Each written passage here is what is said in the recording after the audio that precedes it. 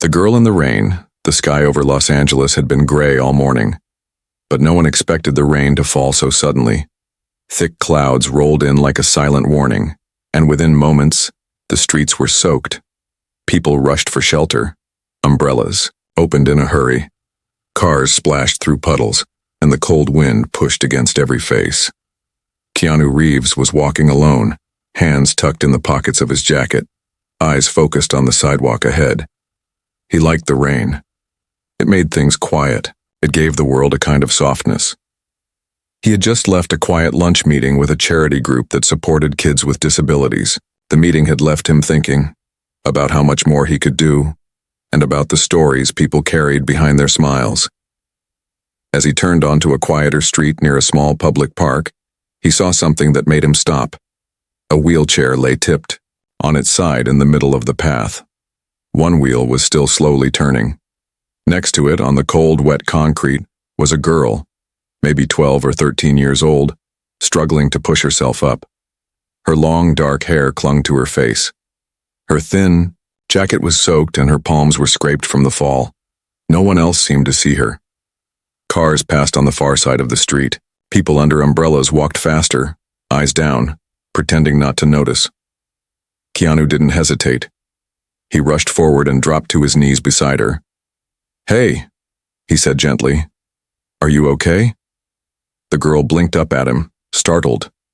Her lips trembled. I slipped. The wheel caught on something. I can't." Her voice cracked. She looked away, embarrassed. "Don't worry," he said. "I've got you." With slow care, he helped her sit upright, then lifted the wheelchair and set it back on its wheels. He checked it quickly. No damage, just wet. He looked back at her. "Can I lift you back in?" She hesitated. You're Keanu Reeves," he smiled. "Yeah, and right now I'm someone who doesn't want you to get pneumonia. Let's get you up." She nodded, tears mixing with the rain. He gently picked her up, cradling her as if she weighed nothing. She winced a little. Her hip had hit the ground hard, but she didn't say a word. Once seated again, she wiped her face with the sleeve of her jacket. "Thank you," she whispered. Keanu knelt beside her, looking into her eyes. "What's your name?" "Mira," she said, barely above a whisper. "Hi, Mira. Do you live nearby?" She shook her head. "We were waiting for a bus. My brother went to get us hot dogs. I told him I'd be fine waiting here." Keanu stood up, glanced around, then took off his jacket and gently wrapped it around her shoulders. "You're freezing. Let's get you somewhere warm. But my brother, we'll leave a note and I'll wait with you." Mira looked at him like she couldn't believe what was happening. "Why are you being so nice to me?" He gave a quiet smile. "Because I know what it feels like to fall, and I know how much it means when someone helps you up." For a few minutes, they sat under a small bus stop shelter. Keanu used his phone to call one of his assistants and asked them to bring dry clothes and some hot tea. He stayed right beside Mira, asking her questions, what she liked, what she dreamed of doing one day. Slowly, she opened up. She loved drawing, especially animals. She had notebooks full of them at home. She wanted to be a wildlife illustrator. Her teachers didn't always believe in her dream, but she held on to it. She had been in a wheelchair since she was 8, after a spinal injury from a car accident. Her parents had passed away when she was little. She lived with her older brother now. Keanu listened, really listened. He didn't interrupt. He didn't look away. As she talked, the rain began to slow. A boy around 16 ran up the street, holding a small paper bag and breathing hard. When he saw Keanu, his eyes widened. "What the? You must be Mira's brother," Keanu said. The boy nodded, still in shock. "Yeah, I was gone for 5 minutes." "She fell," Keanu said gently. "But she's okay now, just cold and wet. I stayed with her so she wouldn't be alone." The boy, whose name was Lucas, thanked him over and over. Keanu waved it off. "I'm just glad she's okay." But something was already happening inside Keanu, something he couldn't explain. It wasn't just about helping a girl in the rain. It was the way she looked at the world. The fire in her voice when she talked about drawing, the quiet sadness when she mentioned how some people treated her differently. That night, he couldn't stop thinking about her. And the next day, he made a decision. But just before he could act on it, something happened that changed everything. A photo had been taken of Keanu helping Mira. Someone nearby had captured the moment, him kneeling beside her, holding her hand, shielding her from the rain. It was posted online, and within hours, it went viral. Millions saw it. Some praised his kindness. Others speculated it was a publicity stunt.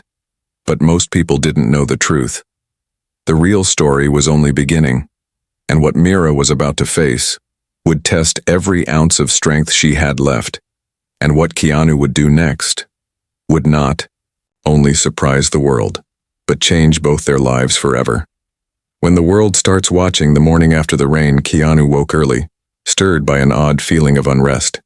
He brewed himself a quiet cup of black coffee and stood by the window of his home, looking out at the stillness before sunrise.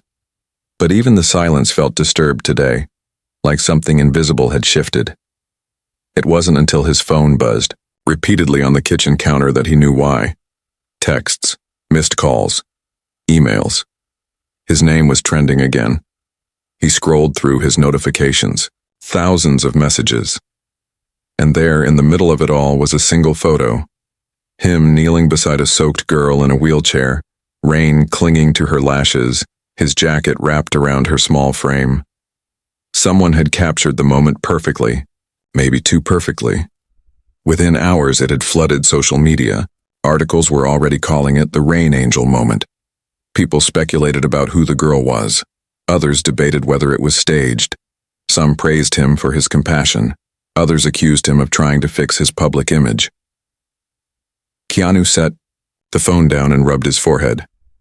That moment hadn't been for the world. It was for Mira.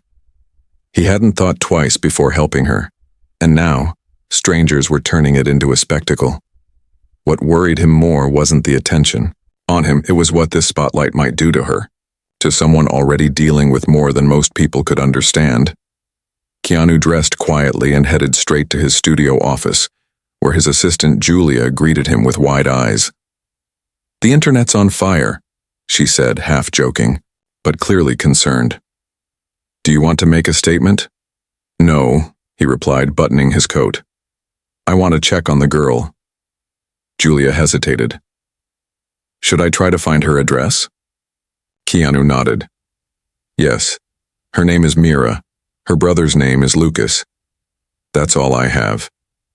But do whatever you can." Meanwhile, across town, Mira sat in her room, staring at her cracked phone screen. She had seen the photo too. Lucas had shown her first thing in the morning. At first she laughed, then she cried. She didn't know why.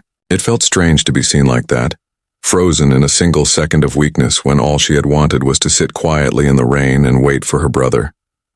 Now, people around the world were talking about her like she was some fragile flower. She didn't feel like a flower.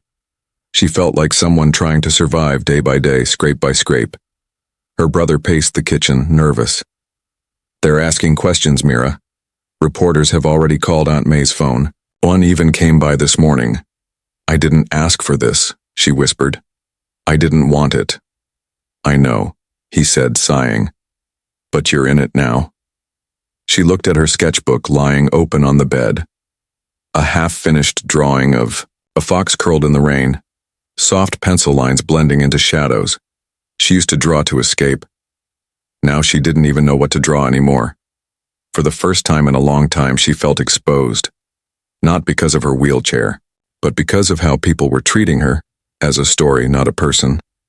By early afternoon, Keanu's team had found the address through a nonprofit contact. Without fanfare, without press, without even alerting anyone, Keanu drove himself to the quiet apartment complex where Mira and Lucas lived with their aunt. He brought flowers and a warm homemade lunch cooked by his sister, who had always believed food could ease pain faster than words. Lucas answered the door, stunned. You're here?" Keanu offered a small smile. "Can I come in?" Lucas nodded and stepped aside. Keanu walked into the modest apartment, taking in the details, the careful neatness, the old photos taped to the fridge, the wheelchair ramp leading to a small back patio. He found Mira sitting quietly in the living room, her sketchbook in her lap, her eyes distant. "Hey," he said gently. She looked up, surprised but not frightened. "You came." "I had to," he replied. This whole thing went somewhere I didn't expect." She gave a sad laugh. "Tell me about it." He sat down across from her, placing the food on the table. For a while, they didn't speak.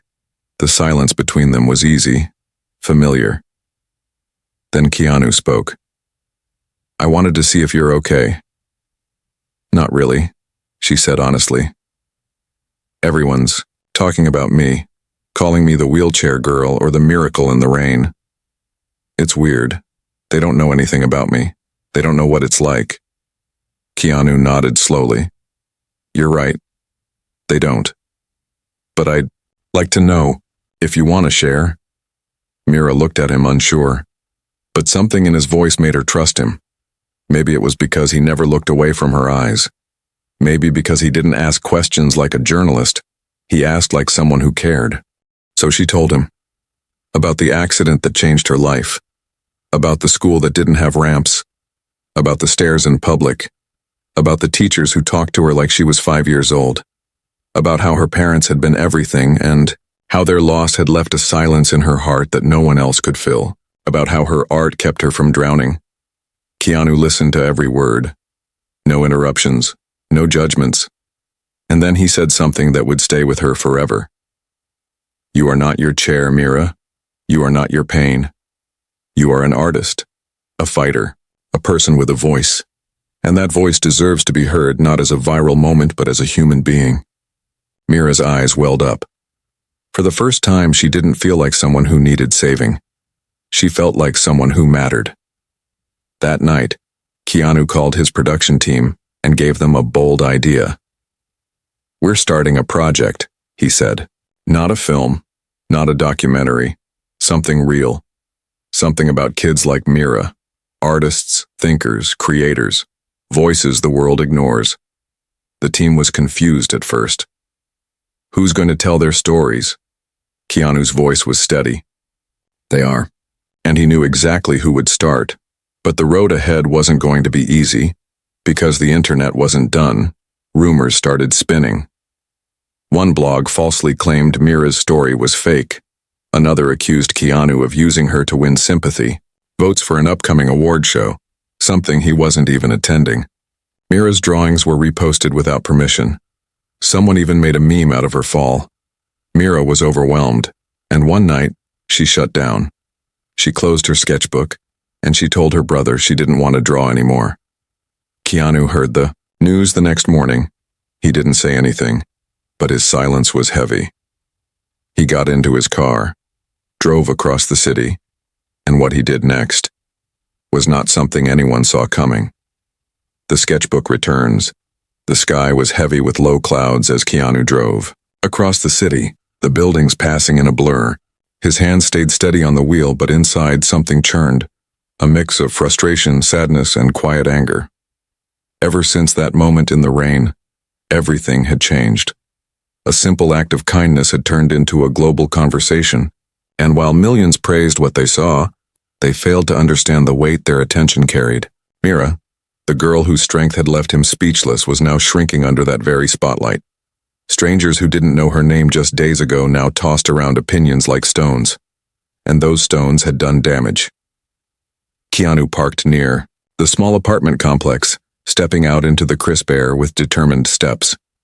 When he knocked on the door, Lucas answered, his face pale, shoulders tight with worry. He didn't even ask what Keanu was doing there. He simply stepped aside as if the weight of the last few days had already taught him that words weren't always enough. Keanu stepped inside, glancing around for Mira. He spotted her wheelchair parked by the window. Her sketchbook was gone. The light in the room felt different this time, quieter, heavier, like something sacred had been lost. Mira was in her room, lying on her bed, staring at the ceiling. When she heard Keanu's voice softly call her name from the doorway, she didn't move at first. But when he stepped inside and pulled up a chair, she slowly turned her face toward him. Her eyes were tired, not just physically, but in the way that told him she'd been carrying something far too heavy for someone her age. "I stopped drawing," she said before he could speak.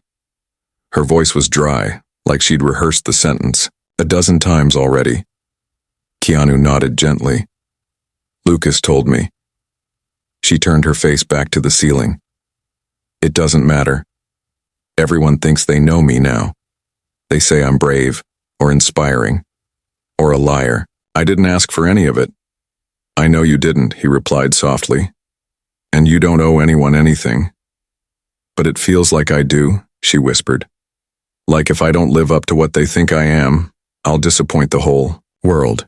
He leaned forward, resting his elbows on his knees. "You don't have to prove anything to anyone, especially not to people who don't even know you." She said nothing for a long time, then, "I miss when it was just me and my sketchbook, before all of this." "Then let's go back to that," he said simply. "You, your art, your story. No cameras, no reporters, just you being who you are." She looked at him, finally meeting his eyes. "But how?" Keanu stood, pulled something from the bag he had brought with him, and handed it to her. It was a new sketchbook. Leather-bound, high-quality paper, the kind that made you feel like your drawings mattered. On the first page, he had written a message in simple black ink. "You are not a headline. You are an artist. Start again. The world can wait." Mira held the book in her lap, fingers trembling as they traced the edge of the paper. Tears welled in her eyes, but she didn't let them fall. Instead, she gave a slow nod, one that wasn't for him but for herself. A silent promise to try again. Over the next few days, Keanu visited often. Not as a celebrity, not as a rescuer, but as a friend. He brought her new pencils, taught her how to brew his favorite kind of herbal tea, and sat with her in silence while she sketched. At first, her drawings were hesitant, lines that didn't always know where they were going. But slowly, confidence returned to her fingers. The foxes came back, the birds, the gentle deer. And one afternoon, she drew a man in a rain-soaked coat kneeling beside a girl with tangled hair. She didn't say anything about it, neither did he. But both of them understood. Keanu had also been working on something behind the scenes. The project he had mentioned, the one about kids like Mira, was growing. He had pitched it to his team not as a production but as a movement, a platform where children and teens with disabilities could share their talents, their stories, their truth. There would be no scripts, no dramatization, just raw, honest voices. And he wanted Mira to be the first. When he brought up the idea, she hesitated. "What if people don't listen?" "Then we speak louder," he said. "Not with noise, but with truth. With art. With heart." So she agreed. Not for fame. Not for revenge on the world that had mocked her. But for all the kids who had ever felt invisible. For the girls who had been told their dreams were too big. For the boys who rolled down the school hallways in silence, wondering if anyone really saw them. The filming began quietly in a sunlit room in a local art center. Keanu sat behind the camera. Mira sat in her chair, sketchbook in her lap, a pencil in her hand. No script, just her voice. "I used to think my wheelchair made me smaller," she said in the first clip. "But it didn't. It made the world see what they wanted to see, not who I really was. And now I think it's time they did." The clip was posted online, not on a movie channel, not under a studio's banner, but on a page called The Unheard. It had no flashy title, no viral hashtags, just one word: Mira. And within hours, something extraordinary happened. Not noise, not gossip, but connection. Kids started sending their own videos, their drawings, their songs, their poems. Letters poured in from teachers, from parents, from students, who said they had never seen someone like them in a story that wasn't about pity. Mira's voice had become more than a story. It had become a bridge, and yet, just as everything began to feel whole again, a message arrived at Keanu's office. A Legal notice from a media outlet claiming they owned rights to the original photo. They threatened to sue for defamation, saying Mira's new project was capitalizing on a manipulated image. Keanu stared at the letter, jaw clenched. He had seen enough of the industry to know how ugly it could get. But this was different. This wasn't about money. It was about silencing something honest, something pure. He knew what he had to do. He folded the letter, stood up from his desk, and told his team one sentence. "We're not backing down." But as the battle lines began to form, Mira would receive a message that would shake her world all over again, a name from her past, someone she never expected to hear from again, someone who held a secret that would turn her story upside down. The letter and the Mira sat by the window of the art center where she now spent most of her afternoons, watching the sunlight dance across her sketchbook. The air smelled faintly of paper and ink, a smell she had grown to love again. Her drawings had started to flow freely now, wild horses running across open fields, silent wolves under the moon, a bird with one broken wing still learning how to fly. She had found her rhythm again, a kind of peace, not because the world had grown quieter, but because she had stopped listening to the noise that didn't belong to her. Keanu had come by earlier that morning with fresh fruit and a new set of watercolor brushes. He had stayed only long enough to sip tea and make her laugh with a story about filming in the desert with no bathroom trailers. Before he left, he gave her a small box. Inside was a silver charm shaped like a paintbrush, engraved with the words, "Your voice paints brighter worlds." She hadn't said anything then, just held it in her palm, feeling the warmth of the metal, the weight of his belief in her. But now, that peaceful afternoon was shattered by a single envelope. Lucas had picked up the mail on his way in and handed it to her without much thought. It was thin, plain, no return address. Mira opened it absent-mindedly, expecting it to be another fan letter or maybe a card from one of the kids who'd seen her video. But when she unfolded the paper inside and saw the handwriting, her heart stopped. It was from her father. The letter was dated just a week ago, and it said he was alive. For years, Mira had believed both her parents had died in the car crash. It was what her relatives had told her, what the hospital papers had said. Her mother had passed at the scene, that much had always been certain, but now this letter, written in clumsy apologetic strokes, claimed that her father had survived but disappeared because of grief and guilt. It said he had been watching from afar, too broken to return, until he saw her face on the news. The viral photo, the sketchbook video. He wrote that he wanted to meet, that he wanted to tell her everything. Mira didn't cry. She didn't speak. She simply handed the letter to Lucas and stared out the window, her mind spinning with confusion and anger, and something she couldn't yet name. Lucas read the letter, silently, then looked at her. This has to be a mistake, or someone playing a cruel joke. But it didn't feel like a joke. Not to Mira. The handwriting was familiar in a way that made her chest ache. And there were details in the letter, things no one outside the family would know. The name of her stuffed bear. The lullaby her mother used to sing. The name of the street where she'd learned to ride a bike before the accident. It was real, and that made it worse. She didn't know what to do. The man who had vanished from her life when she needed him most was now asking to come back. And worse, he had waited until the world was watching her.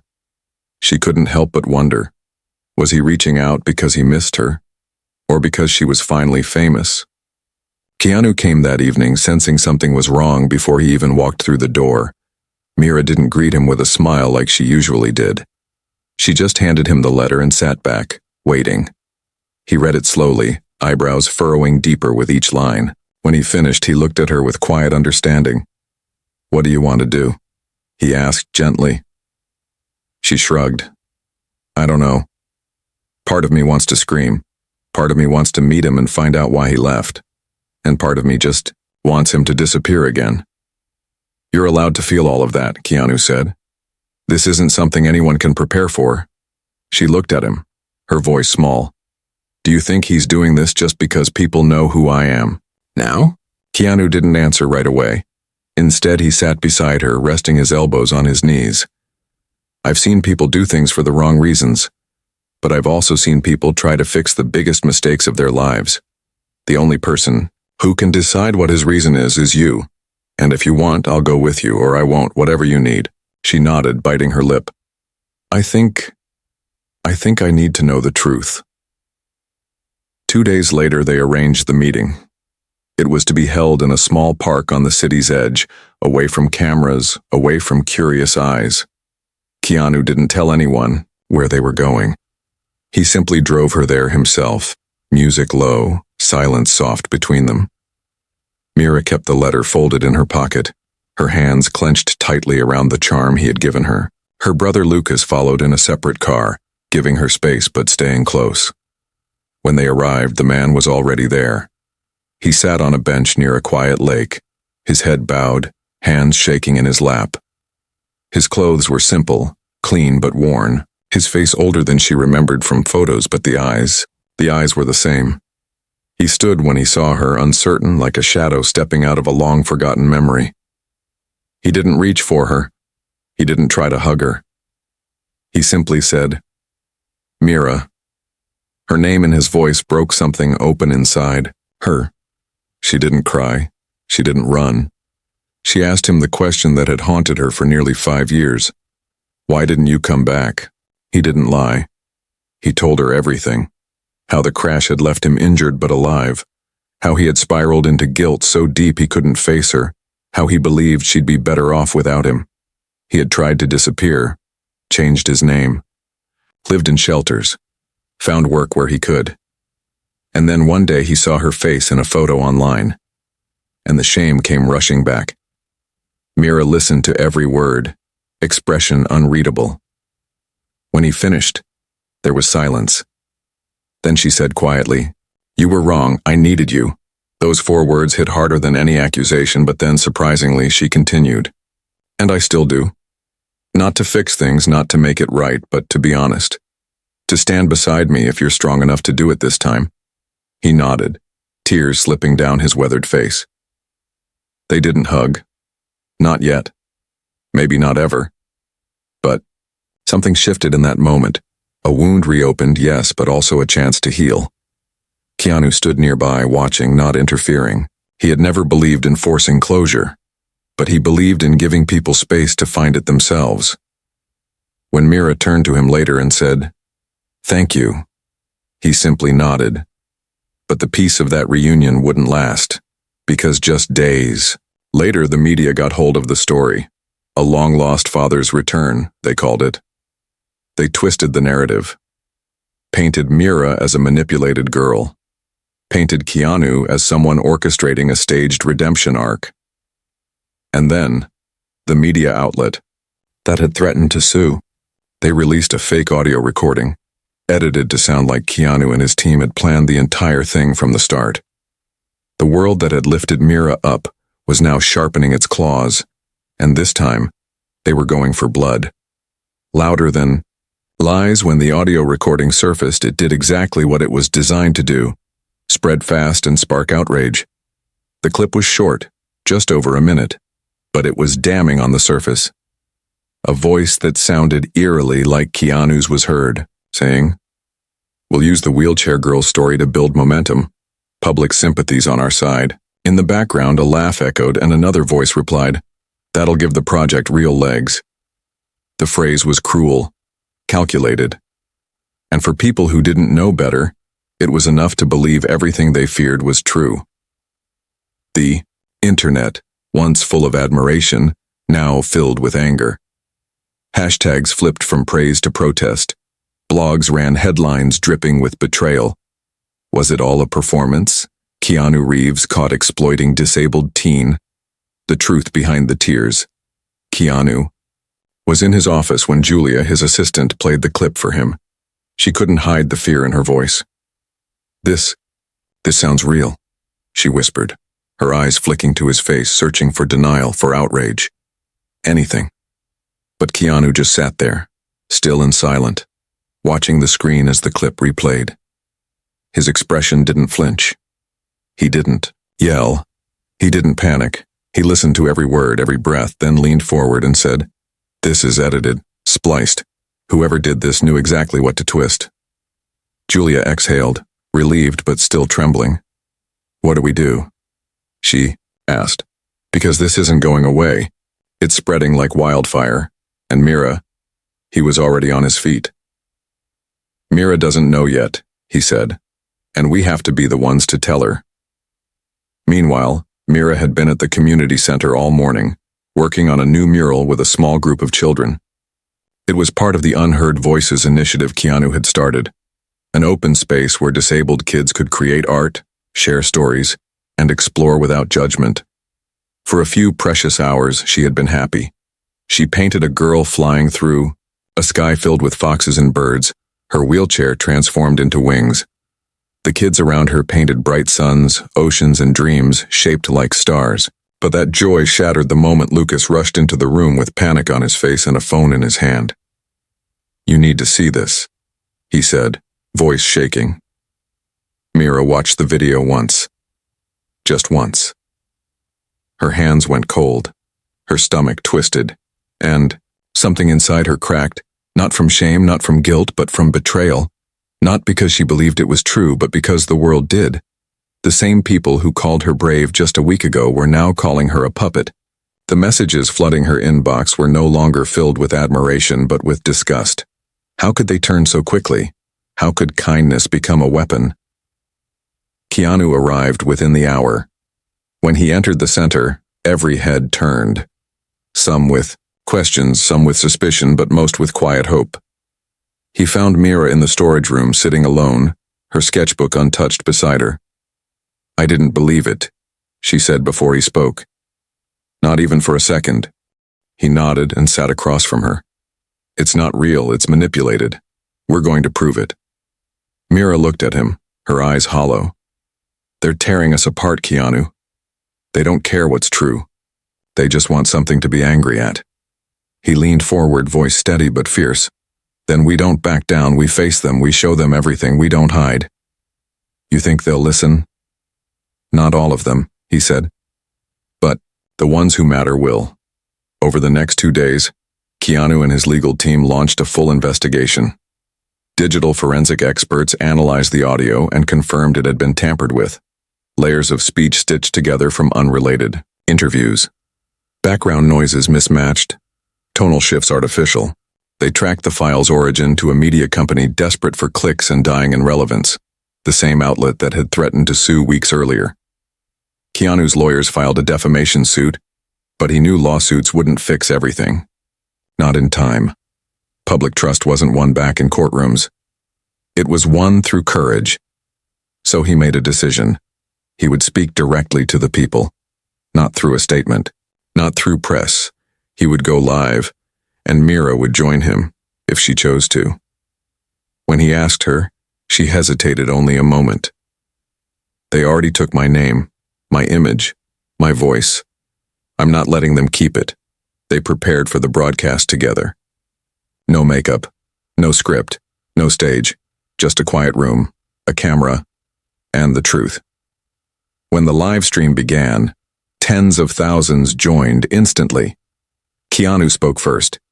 He explained the situation, the false narrative, the audio manipulation. He showed the forensic report, not as a defense but as a fact. Then he stepped aside. Mira rolled into frame and faced the camera. Her voice was steady, not loud but strong in its clarity.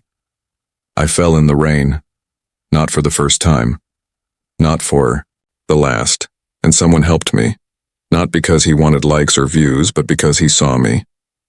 Not as a chair, not as a headline, but as a person. What came after? That wasn't planned. It wasn't some scheme. It was life. Raw and messy and sometimes cruel. And I'm still here, still painting, still dreaming.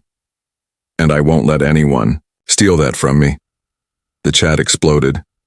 Hearts, tears, apologies, support. But most importantly, something shifted. The noise began to quiet. Not because the critics vanished, but because the truth began to shine brighter than the lies. Within hours, major media outlets pulled their false stories. The original source of the fake clip issued a forced apology, and legal consequences loomed. But the real victory wasn't in court. It was in the kids who showed up at the art center the next day with their own sketchbooks. It was in the parents who called, saying their children finally saw someone like them being brave without being broken. Keanu watched it all unfold quietly, never claiming credit, always standing just behind the scenes. But Mira saw him. Every step, every sacrifice, every time he chose truth over silence. One evening, as the sun dipped low and golden light filled the mural room, Mira rolled up beside him, holding her finished sketch. It was a picture of him. Not as the actor, not as the celebrity, but as she saw him. A man kneeling in the rain, reaching out his hand not to be seen but to help. She handed it to him and said, "You didn't just change my life. You helped me take it back." But as the warmth returned to their world, one last storm waited on the horizon. Because someone from Keanu's past, someone he hadn't seen in years, was about to arrive, holding a truth of his own. A truth that could shake everything they had built together. The man at the back of the room, the weeks that followed the live stream had been strangely quiet, not in the sense of absence, but in the way that healing feels when the pain starts to fade. Not all, at once, but in pieces. For the first time in what felt like forever, Mira found herself breathing easier. The voices online had softened. The cruel comments had been drowned out by support. Kids wrote letters to her in crayon. Schools requested video calls with her so students could ask about art, about bravery, about how to speak, even when the world told you to be quiet. She didn't call herself brave. She never would. But she understood now what Keanu had meant when he told her that her voice mattered. Not because it was perfect, but because it was real. Keanu continued working quietly, behind the scenes. The Unheard Voices initiative had grown into something larger than anyone expected. What began as a simple space for expression had now reached into schools, hospitals, community centers across the country. Children once ignored were now seen, heard, and celebrated. And still, he refused to make it about himself. The media tried to shift attention back to him. Talk shows reached out. Studios offered documentary deals. He said no to all of them. Every time. "This isn't mine," he told his team. "This belongs to them." But as the center prepared for its biggest event yet, a national exhibition of children's art under the Unheard Voices banner, someone unexpected stepped out of the past. It began with a letter, like so many parts of this journey. This one arrived at Keanu's office with no return name, no bold markings. Just a simple envelope with a few short lines. "I saw the broadcast. It reminded me of the man you used to be before the world crowned you. I need 5 minutes. No cameras. No noise. Just 5 minutes to say what I never did." Keanu stared at the letter for a long time. His team didn't know who it was. Julia asked if it should be ignored, but he didn't answer right away. The handwriting had stirred something in him. Something buried. Something old. He didn't tell Mira at first. He didn't even tell Lucas. He drove alone to the address written at the bottom of the letter, a quiet cafe near the edge of town, the kind of place where people came to be forgotten or remembered, depending on what they were running from. The man was already there, sitting, at the far end of the room, dressed in a simple gray coat.